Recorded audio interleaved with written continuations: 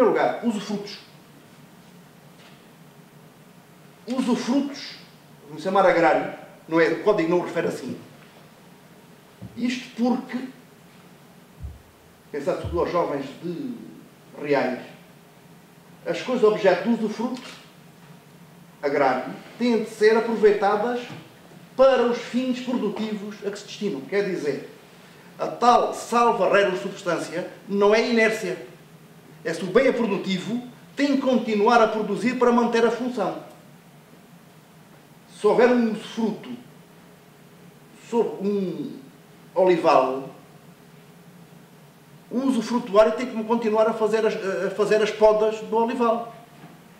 Se o usufruto for temporário de 20 anos ao fim de 20 anos sem podas, mesmo que queira no final entregar como estava, já não consegue. Isto é da natureza das coisas, não pode fazer de outra maneira. Porquê? Porque, de outro modo, infringe as regras imperativas em matéria de usufruto. Ou se implicar rega, ele não pode deixar de regar. Ou de mandar regar. Embora pode trespassar o usufruto. A lei permite isso. Sendo que depois o direito do adquirente é moldado sobre o usufruto de quem transmitiu esse direito. Mas também pode arrendar.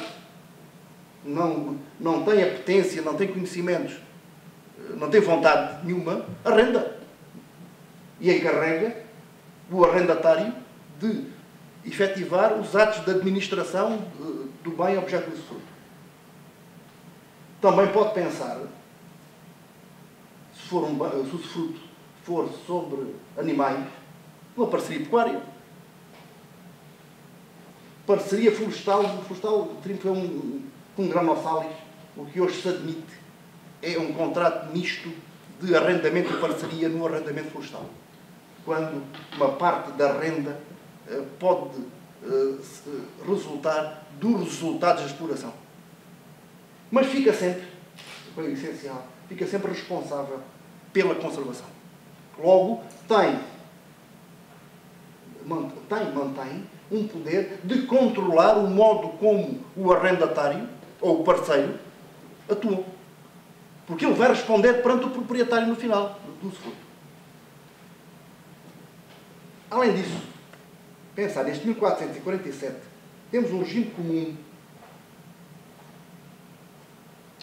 E vejam como é que o legislador quis ser mais urbano, mas não conseguiu sair da agricultura. É que diz, o usufruto ao começar o usufrutuário, ao começar o usufruto, não é obrigado a abonar ao proprietário despesa alguma feita. Mas, fim do usufruto, o proprietário é obrigado a indemnizar aquele das despesas de cultura, sementes ou matérias-primas, e, de um modo geral, de todas as despesas de produção feitas pelo usufrutuário até ao valor dos frutos que vierem a ser colhidos. Quer dizer, o legislador já nem sequer está a pensar em frutos civis, está a pensar em frutos naturais. E mais, se tiver alienado os frutos antes da colheita e os frutos extinguir antes de serem colhidos, a alienação subsiste do produto dela pertence ao proprietário de indemnização. E aqui encontramos um princípio que volta no arrendamento rural a ser quase imperativo, que é o da unidade do ciclo produtivo. Recordem, em pensar que os jovens de arrendamento rural, se um contrato de arrendamento rural cessar antes do fim do ano agrícola, os prédios só têm que ser entregues no fim desse ano. Porquê? Porque há uma regra que já vem, pelo menos do direito romano, de uma unidade. Quer dizer, quem semeia, colhe. Porque os conflitos que poderiam acontecer seriam tais. Bom, e se alguém chegasse à conclusão que tinha semeado, tinha mondado e depois não ia colher, desinteressar-se-ia completamente daquilo. Até poderia entrar em ações contrárias à produção. Isso, pronto, essa do fogo é já assim uma questão assim, quase psicótica da pessoa. Pronto, mas, como o ser humano é o mesmo desde há milénios, pelo menos de Roma, temos esta ideia do ciclo produtivo e do ano agrícola. Se o ciclo produtivo for inferior ao ano agrícola, que é aquilo pronto, para os jovens de arrendamento, em arrendamentos de campanha, pronto, terá que terminará e entrega na altura logo a seguir à colheita. Mas também temos, e vou acelerar, podem ver, usufruto de árvores e arbustos. Sim, encontramos também ver não só árvores, como seriam árvores de produção, como sobreiros ou oliveiras, mas também matas ou árvores de corte. Quando o que está o objeto é a biomassa, ou seja, são árvores que crescem para serem cortadas. O que é que isso corresponde a eucaliptais ou pinhais, sobretudo. Ok? Vejam. Regras, no 1455, número 2, regras próprias para este usufruto de matas e árvores de corte. O usufruto leva, por natureza das coisas, de novo, a uma destruição do bem, corte, foi o eucaliptal, corta, mas depois ele vai arrebentar de novo. E depois com regras, neste caso, ciclone, incêndio, requisição do Estado. E ainda também o usufruto de plantas de viveiro. E vejam, a questão do destino, da conformação do destino. Neste 1456, o usufruto é obrigado a conformar-se no arranque das plantas de viveiro com a ordem, que é a sequência e praxes do proprietário, ou, na sua falta, com o uso da terra. Não pode alterar o destino produtivo em concreto. São plantas de viveiro objeto de usufruto, portanto, terreno mais plantas de viveiro, ele tem que manter esse destino e seguir a mesma lógica produtiva. Depois também temos o usufruto sobre universalidades de animais. O nosso regime hoje é curto. No direito romano tínhamos o usufruto gregis. Gregis significa, é um rebanho. Frutos de rebanhos. Diz de novo, o usufrutuário é obrigado a substituir com as crias novas as cabeças que por qualquer motivo vierem a faltar. O que é que temos aqui? O fundamento da lógica da universalidade. Vocês estudaram, na Teoria Geral do Direito Civil, universalidades. Pode até se usufrutuar vários anos, nenhuma das ovelhas, ou das cabras, ou das vacas, ser a mesma, porque pela exploração normal foram sendo abatidas. Portanto, já temos assim, podemos ter até as ovelhas sejam assim as bisnetas ou trinetas das ovelhas iniciais. Portanto, regra específica para isto. Depois também temos a tal superfície agrária.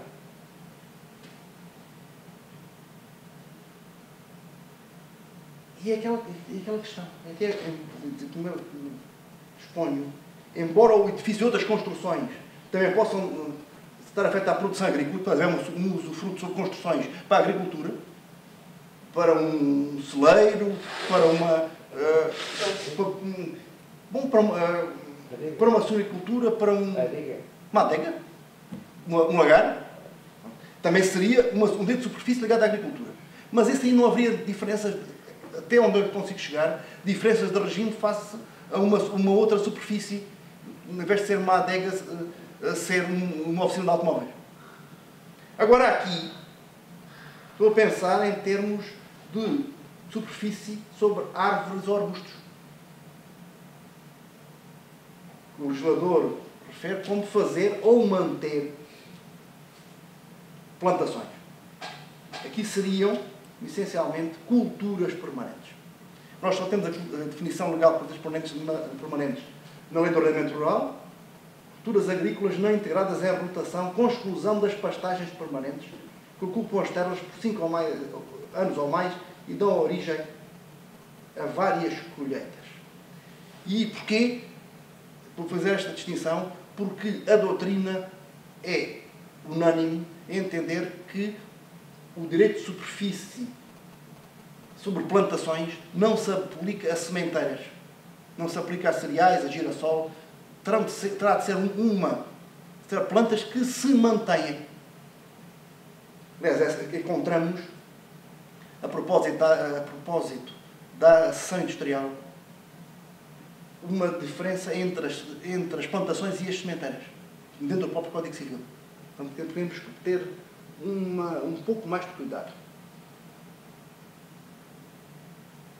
Mas estava a dizer antes, para a produção agrícola agrária, tem, sobretudo, a relevância o acesso às árvores ou aos arbustos, às tais oliveiras que são minhas, mas estão no terreno alheio. E aí, o que é que isso significa?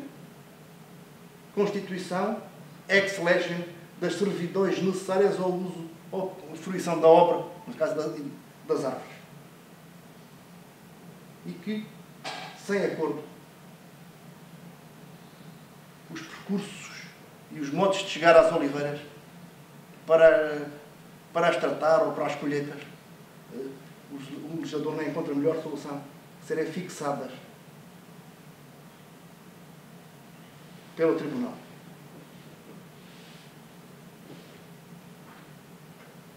Depois temos também servidões agrárias. Também certamente terão estudado servidões em direito reais. Espero que sim, porque quando eu estudei direito reais há uma série de anos, não chegamos à matéria. Não chegamos às servidões. Dizer o seguinte, isso é mais um exemplo daquela civilização, de urbanização do Código Civil. É que a distinção que encontramos no direito romano e que se manteve durante séculos entre servidões rústicas e servidões urbanas foi eliminada. E quanto às primeiras, contra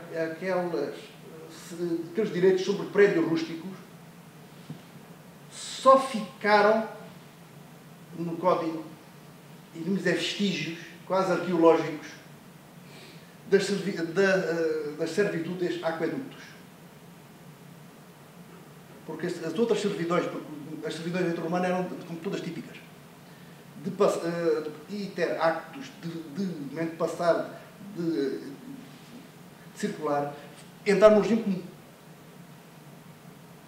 Também há servidões que o legislador já nem se preocupou, como aquelas que permitiam ir a beberar, ir dar de beber aos rebanhos às fontes que tivessem num terreno alheio. Ser constituída e mantida uma servidão, mais uma vez, com o interesse geral para a produção. Aliás, só fica esta da antiga Aquae Austus, que não tem que ver com a atividade agrária. Diz que quanto para os seus gastos domésticos, não gastos produtivos, gastos domésticos, bom, talvez seja um gasto doméstico se alguém tiver lá umas galinhas no quintal e cria um porco, mas aí já não estamos numa atividade agrícola empresarial. Estamos já e recordo o que falámos ao princípio. Podem ser constituídas servidões de passagem, mas só para gastos domésticos. No que toca a aproveitamento de águas para fins agrícolas, o que é que sobra? No 1558, caso em que o proprietário não tiver nem poder obter, sem excessivo incómodo ou dispêndio, água suficiente para a irrigação do seu prédio, tem a faculdade de aprover as águas dos prédios vizinhos que estejam sem utilização, pagando o seu justo valor. Isso quer dizer que há um direito putestativo que grava sobre o proprietário, demonstrando a necessidade dele e não o aproveitamento do outro. Dizer também que a servidão legal de aqueduto. Temos também quem aproveita da agricultura, da indústria para gastos domésticos. Nas anteriores não se refere, aliás, as anteriores é só para gastos domésticos. A todos é preciso encanar subterraneamente ou descoberto as águas particulares. Tinham direito através de prédios rústicos alheios. Aliás, aqui até vemos antigos pequenos aquedutos dos poços até às hortas, mesmo passando por terrenos de outrem. Depois também, vejam, por exemplo, o prédio serviente para onde passa o aqueduto, tem todo o tempo a ser também minimizado o prejuízo, prejuízos que venham a resultar de infiltração ou erupção das águas, ou deterioração das obras